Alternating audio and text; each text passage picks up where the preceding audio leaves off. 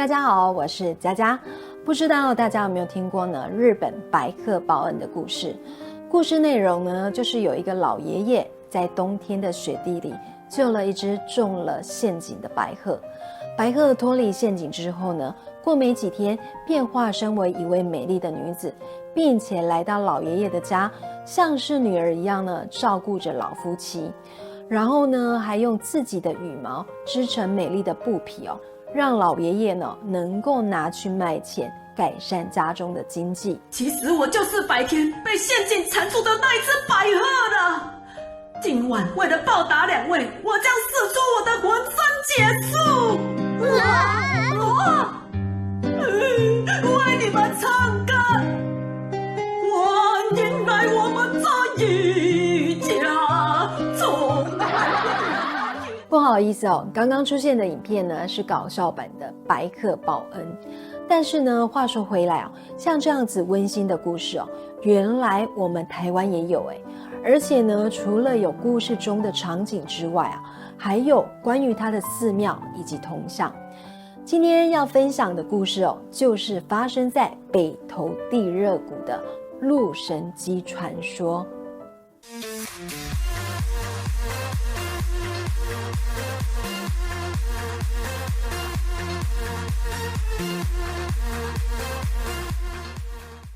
故事开始之前，先跟大家声明一下，本周的故事呢，同样是由台湾妖见录的作者周鼎国先生所授权推荐的。在很久很久以前北投的森林里有一位名叫奥利的男子，他非常的善良因为不喜欢杀戮，所以呢，每次跟族人去打猎的时候，他永远是那个顾猎物尸体的角色。这就让我想到呢，以前跟朋友去夜店因为我不抽烟不喝酒也不跳舞，所以呢，我永远都是那个顾包包的角色。有一次奥利跟族人呢又到了森林里去围捕猎物，这一次呢，他们相中了一对母子梅花鹿。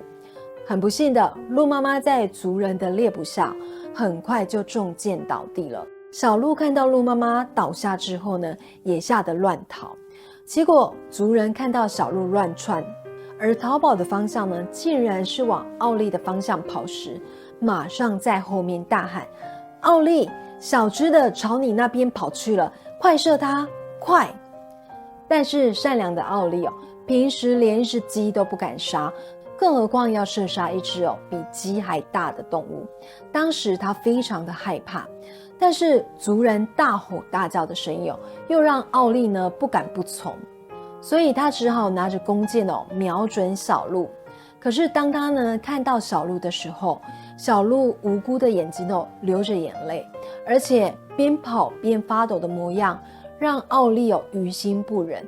眼看族人呢也即将追上这只小鹿，所以奥利做了一个决定，他将弓箭呢射向族人的脚，让族人因为受伤而停止追捕，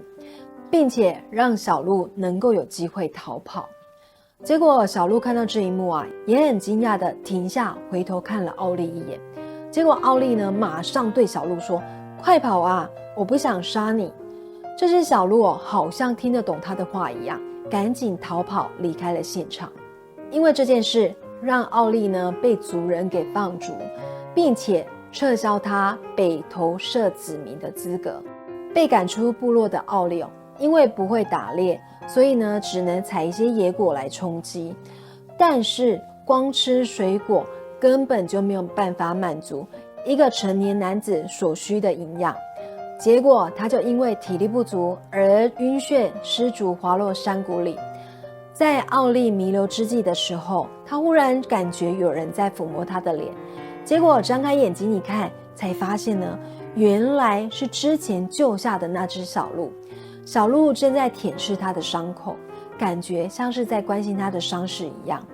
奥利呢就对这只小鹿说：你怎么在这里啊？因为救你，我已经被族人放逐了，不过还好你没事，但是我好像骨头断了，应该活不久了。说完没多久，奥利就因为失血过多去世了。小鹿什么都没有办法做，只能流着眼泪，伤心地看着救命恩人在自己的眼前死掉。结果这个时候呢，竟然亮起了一道白光，原来是贵仔坑的山神出现了。他觉得眼前的小鹿非常的有灵性，因为感慨万物皆有情，于是他举起拐杖朝小鹿点了一下，小鹿就变成了一位美丽的女子。山神对小鹿说，从今天起，你的名字叫做鹿神姬，我收你为徒，以后就跟在我身边修行吧。时光飞逝，鹿神姬在山神身边也修行经过了许多岁月，中间经历了荷兰人退离台湾，清朝军队进驻，因为北投的龙凤谷盛产硫磺，所以当时有大量的外国商人也会来到这里采买硫磺。而上辈子救小鹿的奥利在这一世转身为德国商人，同样也叫奥利。因为受大稻埕德国领事馆的委托，所以奥利要前去德记洋行采买硫磺。当他跟同伴一行人到了龙凤谷这个地方，他马上觉得北投这个地方似曾相似，有种莫名的熟悉感跟亲切感。正当他在龙凤谷要回程经过贵仔坑的时候，因为天雨路滑，不小心滑落到山谷，接着就失去意识昏迷了。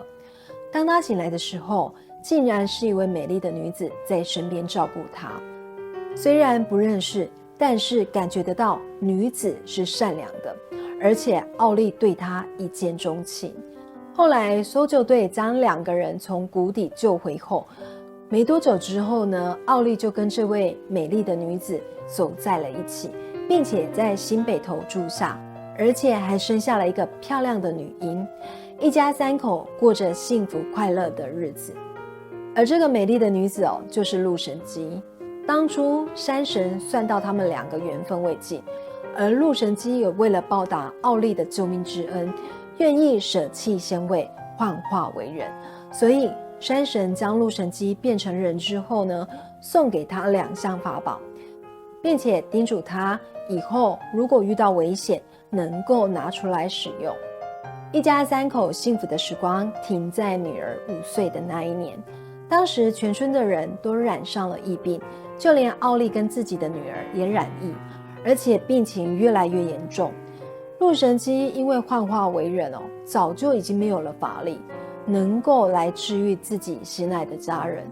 后来他想到山神留给他的法宝，他连忙呢跑到衣橱这边拿出宝盒一看，原来里面装着法铜铃跟羽毛扇。当他一拿到这2项法器的时候，脑海里马上出现了一道声音，叫他去沼泽地跳祈祷舞，祈求神明的帮助。于是他二话不说，马上跑到了地热谷的石堆上，跳起了神乐祈祷舞，并且不断地向上天请求解救村民，救救他心爱的人。但是他不管怎么跳，沼泽都没有动静。可是鹿神姬并没有放弃，他知道这是上天给他的考验，于是更加诚心诚意的不眠不休跳了7天7夜。就在第7天的时候，守护温泉的水龙神出现了。水龙神说，别跳了，这场疫病是人类自作自受，因为人类的破坏使得许多动物无家可归，这是人类应受的惩罚。鹿神姬央求着水龙神能够救救大家。他说，上天有好生之德，我求求您救救大家，您要我做什么我都愿意。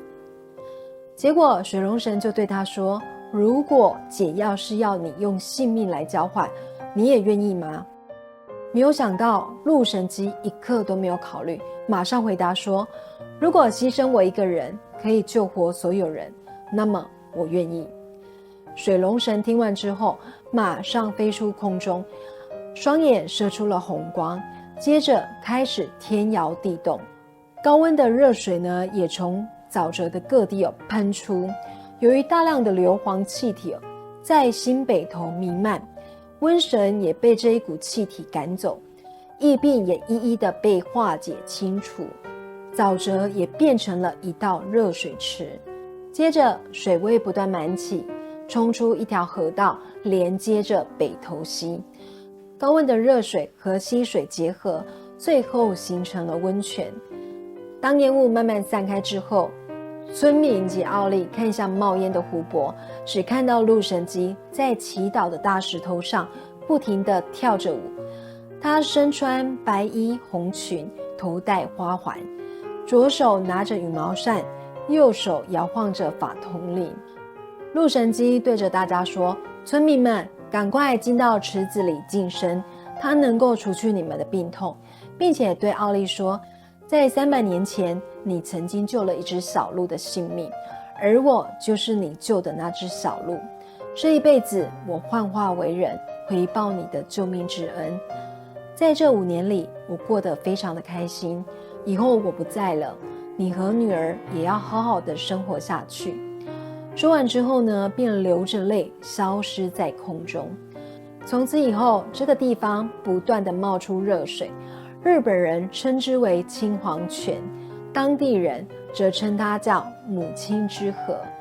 之后，奥利在鬼子坑峡谷旁立了一座陆神基祠作为纪念。后来到了日治时期奥利将房子卖给了一位日本人平田元武，并且送了一尊梅花鹿铜像给他，从此带着女儿回到德国。那么平田元武是谁呢？他是台湾北投第一家民营温泉旅馆天狗庵的负责人。当北投神社建立后，平田元武也将梅花鹿铜像移到那里供奉。可惜的是，随着日军的离去现在那尊梅花鹿铜像已经不知去向。听完这个故事我忽然想到，人们总是说呢，人是万物之灵，但我看到很多新闻，还有亲眼见到的一些事件，反而觉得有的时候动物比人类更懂得报恩。就像有的野狗，你喂过它1-2次它看到你就会开心地摇着尾巴。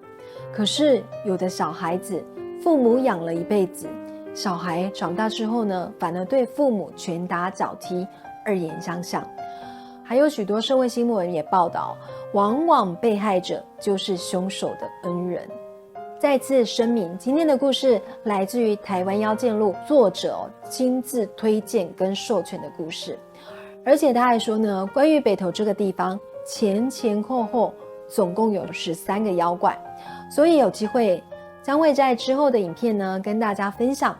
同时也放上周鼎国先生的画作，他表示每个接触他的灵体不管是鬼魅或者是妖怪，他的脑海里都会浮现他们的样貌，所以他也会把这些异世界的朋友给绘画记录下来。那如果去北投玩的话呢，推荐大家可以去地热谷走走，这里也是故事中陆神基跳祈祷舞的地方。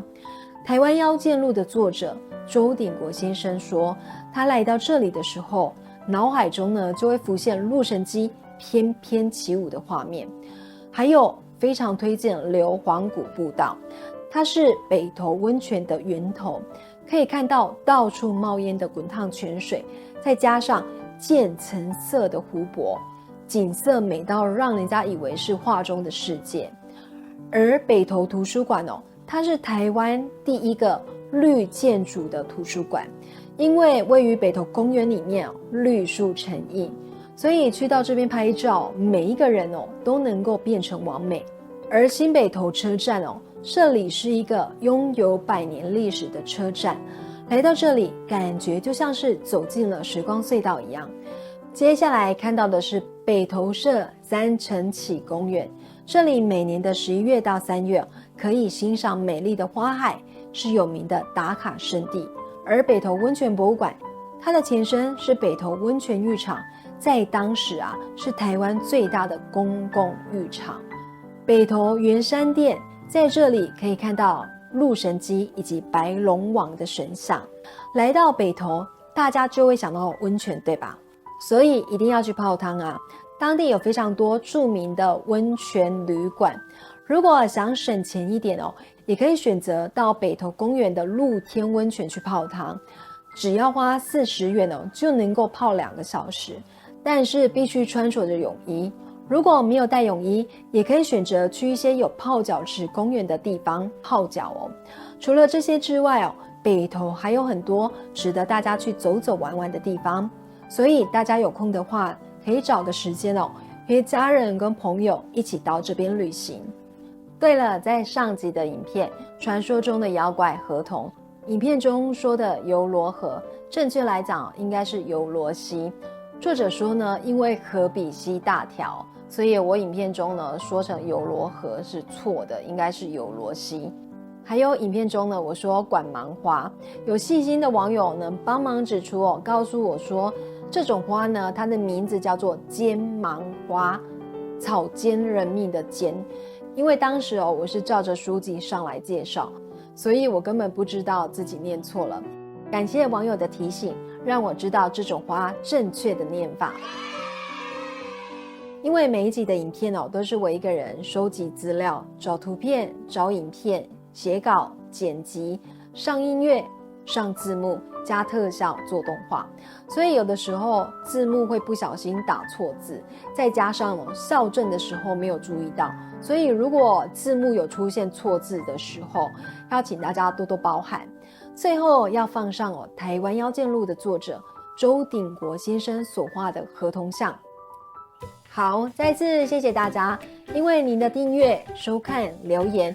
都会给我很多的信心跟动力，所以还没有订阅我的朋友，希望你能帮忙按下订阅，给我这个新手一个鼓励跟支持哦。也请大家可以帮忙分享一下，邀请亲朋好友一起来听我说故事，因为每一部影片我都是非常用心在制作哦。再次谢谢你们，我们下周见咯，拜拜。